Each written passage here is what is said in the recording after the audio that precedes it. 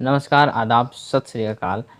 मैं विनोद से फिर से आपके लिए लेकर आ चुका हूँ एक सच्ची घटना पर आधारित एक और कहानी। यह वाक़या है दिनांक 27 अप्रैल 2015 की गुजरात के बोटाड ज़िले के में स्थित देवलिया के एक छोटे से गांव की कहानी, जहां कांसे और स्टील के बर्तन से सजे एक कमरे में एक युवती लेटी रहती है और उसके बच्चे उसके आसपास खेलते कूदते रहते हैं और उनको वह खेलती कूदती देखती रहती और बिस्तर पे पड़ी रहती। वह अपने रोज़मर्रा के कामकाज को संभालने या मीडिया या पत्रकारों को अपनी दर्दनाक कहानी सुनाने के लिए ही उठती। सामूहिक बलात्कार की शिकार यह 23 वर्षीय युवती बताती है कि वह युवती अपनी कहानी बताते हुए कहती है कि उन्होंने 8 महीने तक उसका बलात्कार किया। 3-4 लोग तो नियमित थे और जो बाकी के थे वो कभी कभी आया करते थे।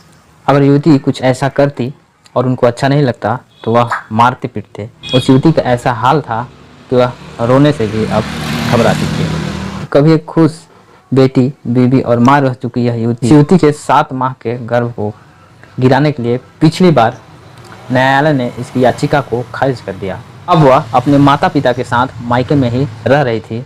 उसकी माता पिता की भी नज़रें अब उसी पर टिकी है। वह युवती बताती है कि मेरे पेट में जो बच्चा है वो बलात्कारियों का है। अगर मान लो मैं इसे रखती हूँ तो लोग, समाज मुझे एक्सेप्ट नहीं करेगा, स्वीकार नहीं करेगा, मुझे या मेरे परिवार को स्वीकार नहीं करेगा समाज, ऐसा युवती कहती है।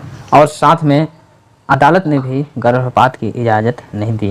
यह युवती कहती है कि अदालत ने भी मुझे गर्भपात की इजाज़त नहीं दी और कहती है कि मैं सरकार से विनती करती हूँ, गुजारिश करती हूँ कि इस बच्चे को अपने संरक्षण में ले लें और इसी अनाथालय में दे दें। परिवार के अंदर बेचैनी साफ झलकती हुई नजर आती। शायद वह इस गर्भपात से पूरी तरह से सहमत नहीं थी। उस युवती के हाव भाव से ऐसा लगता कि शायद वह बच्चे को गर्भपात करने से पूरी तरह से सहमत नहीं थे। वो गर्भपात करने के बाद पर वह चुप हो जाती और धीरे धीरे अपनी माँ की ओर नज़र करती और माँ की ओर देखती और उसकी माँ भी जवाब में बोलती कि हम इस बच्चे को अगर रखेंगे तो समाज हमें स्वीकार नहीं करेगा, हमें बहिष्कृत कर देगा, हमें समाज एक्सेप्ट नहीं करेगा।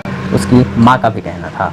उसकी पीड़िता की माँ बताती कि 14 साल का उसका एक और बच्चा है। अगर समाज उसका इज्जत नहीं करेंगे, उनकी इज्जत नहीं करेगा तो उसका बच्चा भी कुंवारा रह जाएगा। इस बात से कहीं न कहीं वो डरती रहती। साथ में वह यह भी जवाब देती कि यह बच्चा बलात्कारियों का है, इसे हम नहीं रख सकते हैं, इससे हमारी समाज में जो है इज्जत कम हो जाएगी, हमें जो है समाज घृणा की दृष्टि से देखने लगेगा।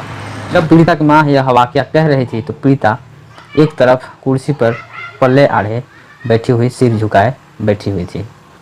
वह उस दहशत और सदमे से बाहर नहीं आ पा रही थी। जब भी वह उस सदमे के बारे में कुछ बोलती तो उसकी आंखों से आंसू निकल आते थे जब वह अपनी जिक्र पुरानी यादों को सुनाती है। पीड़िता के पति ने पिछले साल सूरत में जुलाई में पीड़िता की लापता की खबर भी थाने में जाकर दर्ज करवाया था। बलात्कार से पहले पीड़िता की जिंदगी बहुत ही अच्छी खासी चल रही थी।